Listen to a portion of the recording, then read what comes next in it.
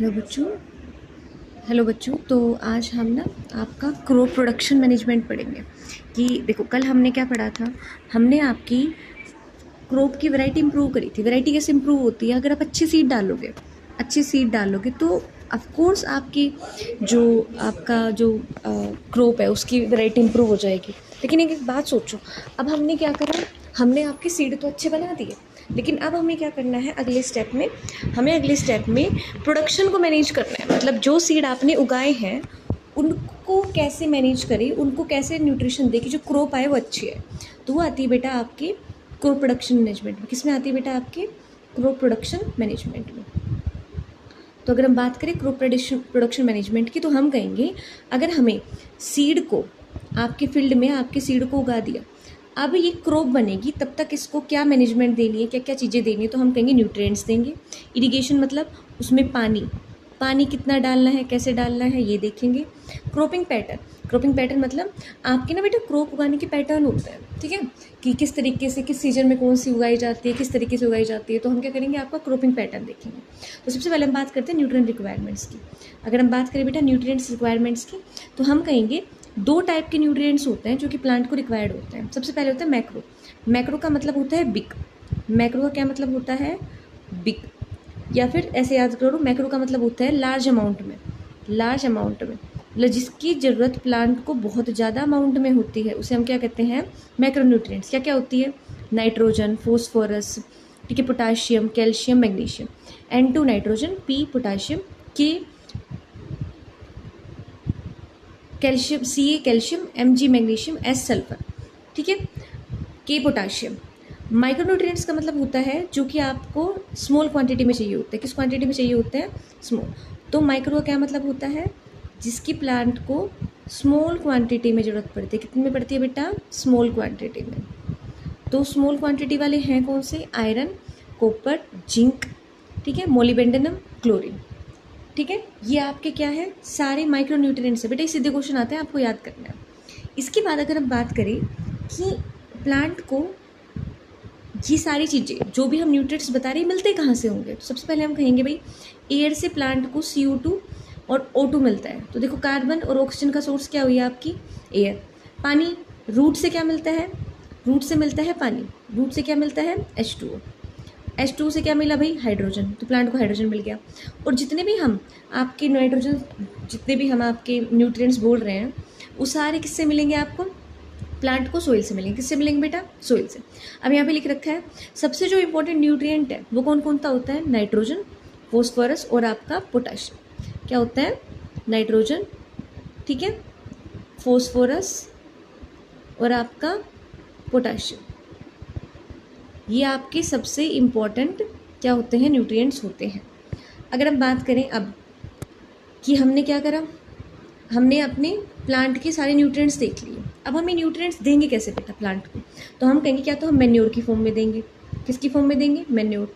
या फिर हम किसकी फॉर्म में देंगे बेटा? फर्टिलाइज़र। अब मैन्योर और फर्टिलाइज़र में अंतर क्या होता है? देखो, मैन्योर क्या होता है बेटा, आपने अपने घर में आपने जितने भी अपने छिलके थे वेजिटेबल्स के, ठीक है, एनिमल वेस्ट हो गया, ठीक है, जो भी वेस्ट है, गाय भैंस का गोबर हो गया, इस तरह के वेस्ट को आपने गड्ढे में डाला। गड्ढे में डालने के बाद माइक्रोब्स ने उनको छोटे पार्टिकल्स में तोड़ दिया। तो इस तरीके का ऑर्गेनिक फर्टिलाइज़र आपका क्या कहलाता है? मैन्योर। क्या कहलाता है बेटा? मैन्योर के बारे में क्या क्या विशेषताएं हैं? देखो बेटा, न्यूट्रिएंट स्पेसिफिक नहीं होता। इसका मतलब आपको ये पर्टिकुलर न्यूट्रिएंट नहीं देता। हमने क्या क्या पढ़े न्यूट्रिएंट? देखो, इतने सारे हमने प्लांट के लिए न्यूट्रिएंट पढ़े हैं। मैन्योर जो होता है वो ग्रुप ऑफ न्यूट्रिएंट्स देता है। क्या देता है? Group of nutrients. ऐसा नहीं है कि प्लांट को खाली नाइट्रोजन की जरूरत है तो आप खाली उसको नाइट्रोजन पकड़ा सकते हो, फॉस्फोरस की जरूरत है तो खाली उसको फॉस्फोरस पकड़ा सकते हो। वो क्या करता है? ग्रुप ऑफ न्यूट्रिएंट्स देता है आपको। वो एक पर्टिकुलर न्यूट्रिएंट्स आपको नहीं दे पाता। एड ह्यूमस टू सोइल, ये अच्छी बात है बेटा उसकी। ह्यूमस, ये डिसएडवांटेज है। Add humus to soil, humus क्या होता है बेटा? जब आपका बड़े बड़े पार्टिकल्स छोटे छोटे पार्टिकल्स में टूट जाते हैं तो इस तरीके से सोइल के ऊपर छोटे छोटे ग्रेन्यूल्स आपके बिखरे पड़े हुए होते हैं। वो ग्रेन्यूल्स टाइम के साथ साथ अपने न्यूट्रिएंट्स को धीरे धीरे सोइल के अंदर डालते रहते हैं। इसे हम बोलते हैं ह्यूमस। क्या बोलते हैं बेटा? ह्यूमस। ठीक है, तो ये ह्यूमस प्रोवाइड करता है। दूसरा, जो न्यूट्रिएंट्स प्रेजेंट होते हैं मैन्योर में वो आपके धीरे धीरे एब्जॉर्ब होते हैं। धीरे धीरे मतलब अगर आपने आज आपके मैन्योर को आपकी सोइल पे डाला है तो वो धीरे धीरे धीरे धीरे करके किसके अंदर जाएंगे? आपकी सोइल के अंदर जाएंगे। और नॉट सोल्यूबल इन वाटर का मतलब अगर आप इनके ऊपर डेली, क्योंकि आप क्रॉप्स पे पानी डालते हो, डेली आप इस क्रॉप्स पे पानी डालोगे तो वो पानी की हेल्प से वो धीरे धीरे डिजोल्व होके पोर्स के थ्रू, मिट्टी के पोर्स के थ्रू कहाँ जाएंगे? आपके धरती के अंदर जाएंगे। किसके अंदर जाएंगे? धरती के अंदर। अगला क्या होता है बेटा? आप मैन्योर देखो, जहाँ भी आप गोबर गैस या गोबर खाद बनती है, जहाँ पे गोबर की खाद पड़ी होती है, नोटिस करो यहाँ पे जो स्पेस एक्वायर्ड करते हैं, स्पेस एक्वायर मतलब जो भी ये एरिया घेर रहे होते हैं वो बहुत बड़ा घेर रहे होते हैं। दूसरा, आपको ट्रक चाहिए इसको इधर उधर ले जाने के लिए, आपको एक बड़ा सा गोदाम चाहिए इसको इधर उधर ले जाने के लिए, तो वॉल्यूमिनस होता है। वॉल्यूमिनस मतलब ये बहुत सारे अमाउंट में ज़्यादा होते हैं, बल्कि होते हैं, भारी होते हैं, इसलिए इन्हें थोड़ा हैंडल करना क्या है, थोड़ा सा दिक्कत वाला माना जाता है। तो बेटा सेकंड ये डिसएडवांटेज। तो देखो पहली डिसएडवांटेज क्या है? न्यूट्रिएंट स्पेसिफिक नहीं है। दूसरी डिसएडवांटेज क्या है आपकी? ये थोड़े से ट्रांसपोर्ट करने में इनको दिक्कत आती है। तीसरी डिसएडवांटेज ये भी है बेटा कि ये वाला फोर्थ पॉइंट जो है ये भी डिसएडवांटेज में आता है। तीसरी डिसएडवांटेज ये है बेटा कि पानी डालने के बाद ये आपकी सोइल में धीरे धीरे सोल्यूबल होता है, इन्हें टाइम लगता है सोल्यूबल होने में। तो मान लो आपने ये क्रॉप उगा दी यहाँ पे, ठीक है, आपने न्यूट्रिएंट डाल दिया, ये सारे फर्टिलाइजर्स जो हैं ये धीरे धीरे धीरे धीरे सोइल में जा रहे हैं, आपका प्लांट धीरे धीरे ग्रो होगा। अगर आपको जल्दी उगाना है तो बेटा आपकी हेल्प ये नहीं कर सकता। अब बात करते हैं फर्टिलाइजर्स की। किसकी बात करते हैं बेटा? फर्टिलाइजर्स की। अगर अब बात करें फर्टिलाइजर्स की,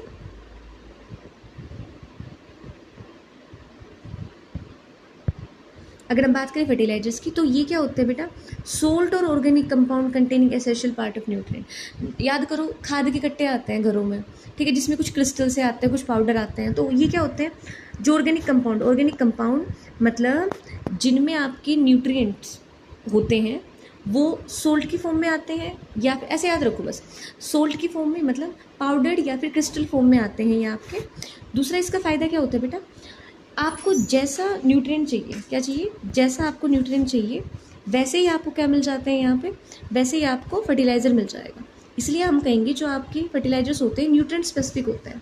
ये स्पेसिफिक जो न्यूट्रिएंट्स होते हैं उसी की डेफिशिएंसी को हम ख़त्म करने के लिए आपकी प्लांट्स में, आपके खेत में स्पेसिफिक फर्टिलाइजर डाल सकते हैं। मान लो अगर आपको नाइट्रोजन की डेफिशिएंसी है आपके प्लांट में, तो आप यूरिया डाल दो एज ए फर्टिलाइजर। क्या डाल दो? यूरिया।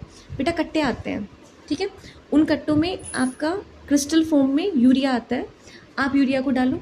यूरिया डालने के बाद जो आपका नाइट्रोजन फॉर्म है वो जल्दी से प्लांट में क्या हो जाएगा या फिर सोइल में क्या हो जाएगा? सोल्यूबल हो जाएगा।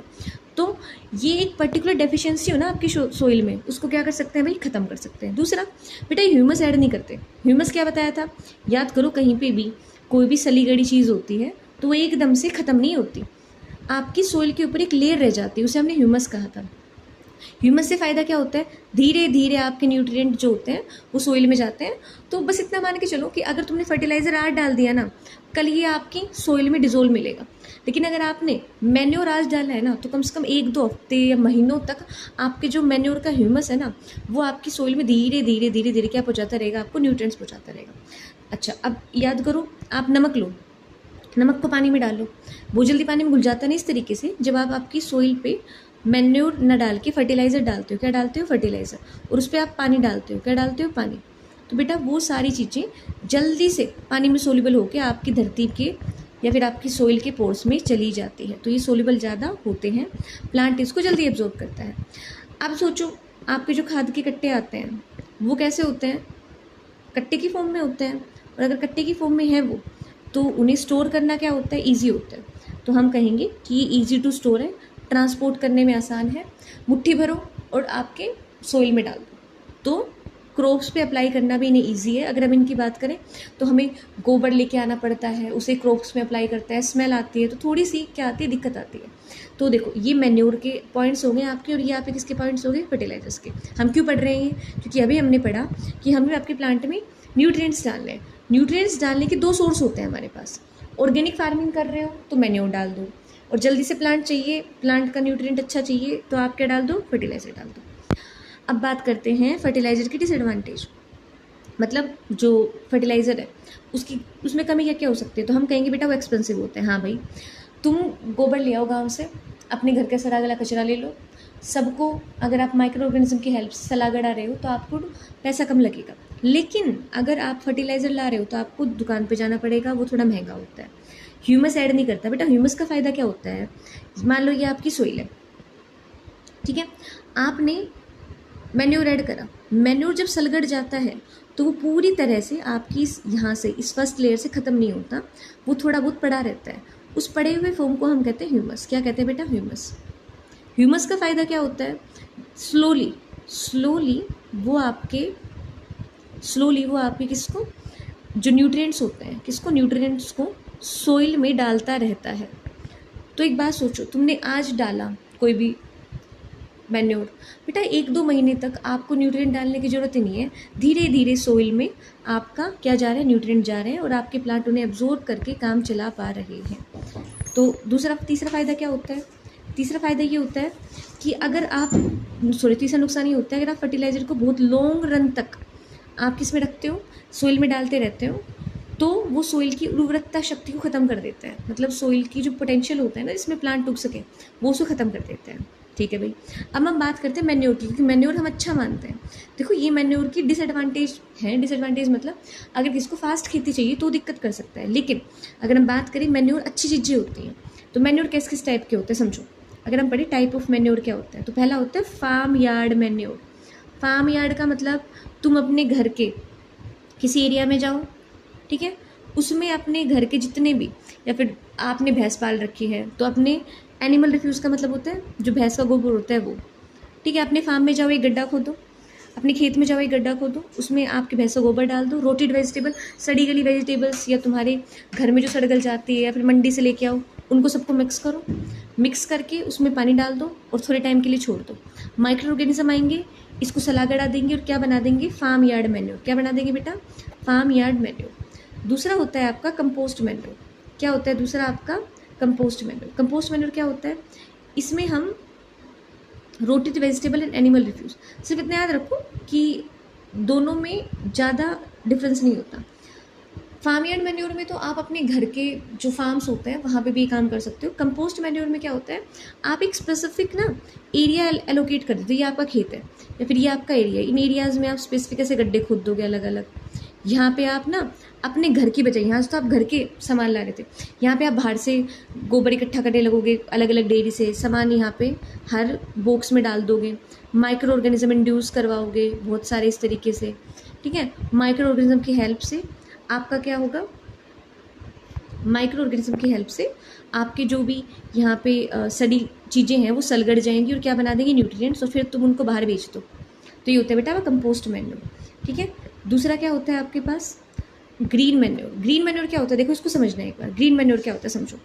मान लो तुमने ना यहाँ पे आपका खेत है, खेत में आपने बहुत सारे प्लांट उगा रखे हैं। क्या उगा रखे हैं, बहुत सारे प्लांट। तुम क्या करो, तुम प्लांट कैसे उगा सकते हो, जैसे मान लो आपके पास सन हेम्प है, डीचिया है और गोर है, ये प्लांट आपने उगा रखे हैं। आप क्या करो, ट्रैक्टर लेके आओ, और ट्रैक्टर लेके आने के बाद ऐसे नहीं कहते हमने अपने खेत बहा दिए, मतलब इसके ऊपर ऐसे ट्रैक्टर चला दो। ट्रैक्टर चलाने के बाद क्या होगा, ये सारे प्लांट्स आपकी सोइल में दब जाएंगे, ठीक है। तो अब जो न्यूट्रिएंट्स इन प्लांट में थे या फिर जो खाद है वो किसकी बनेगी, इन प्लांट्स की बनेगी, उसे हम बोलते हैं तो ग्रीन मैन्योर। क्या बोलते हैं, ग्रीन मैन्योर। फिर से समझो ग्रीन मैन्योर क्या होता है। आपने क्या करा, ये आपका खेत है, मान लो खेत में पहले से ही आपके प्लांट उगे हुए हैं, ये आपके प्लांट उगे हुए हैं। आप क्या लेके आए, ट्रैक्टर। क्या लेके आए भैया, ट्रैक्टर। तो ये ले आए क्या, आप ट्रैक्टर ले आया, ट्रैक्टर आया, इन पे ट्रैक्टर चढ़ गया जाके, तो आपके जितने भी प्लांट थे इनके साथ क्या होगा भाई। तो देखो सेकंड स्टेप क्या होगा, ये आपके खेत थे, ट्रैक्टर आने के बाद आपके प्लांट क्या होंगे, इस तरीके से आपकी ज़मीन पर दब जाएंगे इस तरीके से। और अब धीरे धीरे ये क्या प्रोवाइड करेंगे, आपके जो माइक्रो ऑर्गेनिज्म है वो आएंगे, इनको सलाई गड़ाएंगे और धीरे धीरे क्या प्रोवाइड करेंगे, आपकी सोइल को न्यूट्रिएंट। उसे हम क्या कहते हैं बेटा, ग्रीन मैन्योर। एक बार दोबारा समझो, 3 तरह के मैन्योर होते हैं हमारे पास। एक होता है farm yard manure. Farm yard manure का मतलब जब हम अपने घरों में किसी गड्ढे में या फिर किसी बाल्टी में अपने एनिमल का कंपोस्ट, जो हमारे खेत में या फिर हमारे घर में जो एनिमल प्रेजेंट है, कुत्ता बिल्ली नहीं बेटा, गाय भैंस, उनका रिफ्यूज़ लेके आते हैं। अपने घर की सड़ी गली सब्जियां, पत्ते वगैरह, अपने गार्डन के पत्ते वगैरह डाल देते हैं, उसे कहते हैं farm yard manure. Compost manure क्या होता है? एक पर्टिकुलर एरिया होता है, एरिया में आप अलग अलग तरह की गड्ढे बनाते हो, गड्ढे बनाने के बाद उसमें सामान डालते हो, और सामान डालने के बाद उसमें माइक्रो ऑर्गेनिज्म इंट्रोड्यूस करवा देते हो, जिससे धीरे धीरे क्या बनता है? आपका मैन्योर बनता है। ग्रीन मैन्योर क्या होता है? जब आप अपनी ऑलरेडी जो आपका खेत है उसमें जो भी आपका प्लांट खड़ा हुआ है उस पर ट्रैक्टर चला दो, जितनी भी आपके पौधे होंगे वो आपकी मिट्टी में दब जाएंगे, उसे हम क्या कहते हैं बेटा? Green manure. अब इनकी एडवांटेज पढ़ो। एडवांटेज मतलब फ़ायदा क्या होता है भाई? सबसे पहला, अगर आपकी सोइल को हम एक नेचुरल चीज़ दे रहे हैं तो आपकी सोइल हमेशा न्यूट्रिएंट रिच रहेगी। क्या रहेगी? न्यूट्रिएंट रिच रहेगी। ये उसे ख़राब नहीं करता, सोइल को इनफर्टाइल नहीं बनाता आपके खेत को। दूसरा, अगर हम ऑर्गेनिक मैटर डालेंगे प्लांट में, तो कैसे नहीं कहते कि ऑर्गेनिक चीज़ें लगाओ, ऑर्गेनिक चीज़ें खाओ, तुम्हारी बॉडी सही रहेगी। ऐसे ही अगर आप अपनी सोइल में ऑर्गेनिक चीज़ें मतलब भैंस का गोबर, गाय का गोबर, सड़ा गला जो सब्जियां होती हैं वो, या फिर आप कहो ये मिट्टी में आपकी क्रॉप्स जो होती है उनको बहा दिया, इनसे क्या होगा? ऑर्गेनिक मैटर मिलेगा आपकी सोइल को, नेचुरल मैटर मिलेगा। होगा कैसे? टेक्सचर इंप्रूव होगा। देखो बहुत तरह की मिट्टियाँ होती है, बालू मिट्टी, रेतीली मिट्टी, ठीक है, चिकनी मिट्टी, तो हर मिट्टी में आपकी क्रॉप नहीं उगती। तो हम क्या करेंगे बेटा? हम आपकी सोइल के टेक्सचर को इतना इंप्रूव कर देंगे कि उसमें क्या होगी? आपकी क्रॉप उगने लगेगी। दूसरा, वाटर होल्डिंग कैपेसिटी। बेटा एक बात बताओ, अगर तुम्हें अपने खेत में डेली पानी देने जाना पड़े हर 2 मिनट में, तुम परेशान नहीं हो जाओगे? तुम क्या चाहोगे? एक ऐसी सोइल जिसमें आप आज पानी डाल रहे हो तो वो कुछ दिन तक तो रिटेन रखे, ताकि हर 2 सेकंड में पानी ना देना पड़े। तो वाटर होल्डिंग कैपेसिटी का मतलब होता है सोइल के, जो आपकी सोइल होती है उसमें जो पोर्स होते हैं, वो पोर्स कितनी कैपेसिटी रखते हैं पानी को होल्ड रखने की। तो वो सब इंप्रूव कैसे होती है बेटा? आपकी मैन्योर से। दूसरा, it provide food for soil organism. आपके सोइल में हमेशा, ऐसे नहीं कहते हैं कि अगर आपको कट लगा हुआ है आपके हाथ पे तो आप मिट्टी में मत खेलो। क्यों? आपकी सोइल में हमेशा माइक्रो ऑर्गेनिज्म रहते हैं। क्या रहते हैं बेटा? Micro organism. अगर आप उनको ऑर्गेनिक चीज़ें खिलाओगे तो कहीं ना कहीं वो भी क्या बनाएंगे? अपना फूड बनाएंगे। देखो हमेशा एक बात याद रखना, माइक्रो ऑर्गेनिज्म हमेशा सारे खराब ही नहीं होते हैं। माइक्रो ऑर्गेनिज्म बहुत सारे ऐसे भी होते हैं जो तुम्हारी सोइल के लिए, तुम्हारी बॉडी के लिए अच्छे भी होते हैं। तो जो सोइल के अच्छे माइक्रोब्स हैं, अच्छे वाले, कौन से वाले? अच्छे वाले माइक्रोब्स हैं, उनको फूड प्रोवाइड करते हैं हम कहाँ से? आपके मैन्योर से। अब हम पढ़ेंगे आपका लिमिटेशंस क्या हैं। डिसएडवांटेज भी नहीं, ऐसे याद रखो लिमिटेशंस क्या हैं कि क्यों हम मैन्योर का यूज़ करने से कतराते हैं। पहला, बल्कि होता है बेटा, बहुत भारी होता है, पूरा ट्रक लेके जाना पड़ता है आपको, ट्रांसपोर्ट चार्जेस लगते हैं। हैंडल मतलब अगर आप अपने घर में मैन्योर मंगा रहे हो तो आपके पास एक बड़ा खेत होना चाहिए और खेत में भी एक कमरा होना चाहिए, ठीक है। अगर आप यूँ सोचो कि मैं अपने घर में एक ही कमरा है उसमें रख लूँगा, काम नहीं चलेगा। अप्लाई टू क्रॉप, आपको बड़ी बड़ी बाल्टियों में से भरना पड़ेगा, हाथ से इसे डालना पड़ेगा, तो क्रॉप में अप्लाई करने में थोड़ा टाइम भी लगता है, थोड़ी मेहनत लगती है। Nutrients of manure are release slowly. बेटा जो केमिकल्स होते हैं, जैसे सोल्ट को मैंने बताया था, पानी में डालो सेकंड्स में डिजोल्व हो जाता है, ठीक है। तुम गोबर को पानी में डाल दो, धीरे धीरे धीरे करके डिजोल्व होगा। तो इसी तरीके से जो भी आप मैन्योर डालते हो उनसे जो न्यूट्रिएंट है वो बहुत स्लो जाते हैं, टाइम लगता है क्रॉप को डेवलप करने में, लेकिन बेटा जो क्रॉप आती है वो बहुत अच्छी आती है। न्यूट्रिएंट स्पेसिफिक नहीं होते, मतलब इसमें हर तरह का न्यूट्रिएंट होता है। अगर आपके पास अपने सोइल में देखो कितने सारे न्यूट्रिएंट्स पड़े हैं, तो ऑलमोस्ट हर तरह का न्यूट्रिएंट मिलेगा। लेकिन मान लो मेरा एक ऐसा प्लांट है जिसे नाइट्रोजन की ज़्यादा ज़रूरत पड़ती है, उसको मैं मैन्योर खिला दूँ तो बताओ उसका काम चलेगा? अरे उसे नाइट्रोजन की ज़रूरत है भाई, उसे ज़्यादा से ज़्यादा क्या दिलाओ आप? नाइट्रोजन। अब एक लाइन और आती है आपके पास, बायो फर्टिलाइजर्स। बेटा जो हम ऑर्गेनिक फार्मिंग करते हैं ना, ऑर्गेनिक फार्मिंग में हम मैन्योर यूज़ करते हैं या फिर बायो फर्टिलाइजर यूज़ करते हैं। बायो फर्टिलाइजर क्या होते हैं? लिविंग ऑर्गेनिज्म की हेल्प से आपके सोइल को क्या करना? न्यूट्रिएंट्स प्रोवाइड करना। कैसे? हमारे पास anabaena, nostoc, rhizobium, blue green algae और एजोलोटेक। बेटा ये होते हैं बैक्टीरिया। क्या होते हैं? बैक्टीरिया। अगर हम इन बैक्टीरिया को आपकी सोइल में इंट्रोड्यूस करवा देते हैं तो ये आपकी जैसे एयर है उससे नाइट्रोजन N2 फॉर्म में होती है, उस नाइट्रोजन को आपकी सोइल में फिक्स करने में हेल्प करते हैं, बहुत सारे न्यूट्रिएंट्स को आपकी सोइल में फिक्स करने में हेल्प करते हैं। जब हम लिविंग ऑर्गेनिज्म भी कौन? आदमी नहीं बेटा, ऑर्गेनिज्म में भी माइक्रो ऑर्गेनिज्म, माइक्रो मतलब छोटे वाले ऑर्गेनिज्म, जैसे बैक्टीरिया है, वायरस नहीं बेटा। माइक्रो ऑर्गेनिज्म में आपके वायरस नहीं आते जो हम यूज़ कर रहे होते हैं, इसमें आता है आपका बैक्टीरिया, आपकी फंगस, जब आप बैक्टीरिया और फंगस की हेल्प से अपनी सोइल को न्यूट्रिएंट प्रोवाइड करो या अपने खेत को न्यूट्रिएंट प्रोवाइड करो, उस टर्म को हम क्या बोलते हैं? Bio fertilisers. क्या बोलते हैं बेटा? Bio fertilisers. बेटा इस चैप्टर के नोट्स ना जो मैं पढ़ाती जा रही हूँ आपको साथ साथ बनाने हैं, और बेटा आपको साथ साथ याद भी रखने हैं। ये थ्योरेटिकल चैप्टर है तो आपको ज़्यादा से ज़्यादा इसमें चीज़ें याद रखनी है, टाइम है, अच्छे से याद कर लेना। आज आपको बायो फर्टिलाइजर्स तक नोट्स बनाने हैं, कल हम शुरू करेंगे इरिगेशन। ठीक है ना बेटा?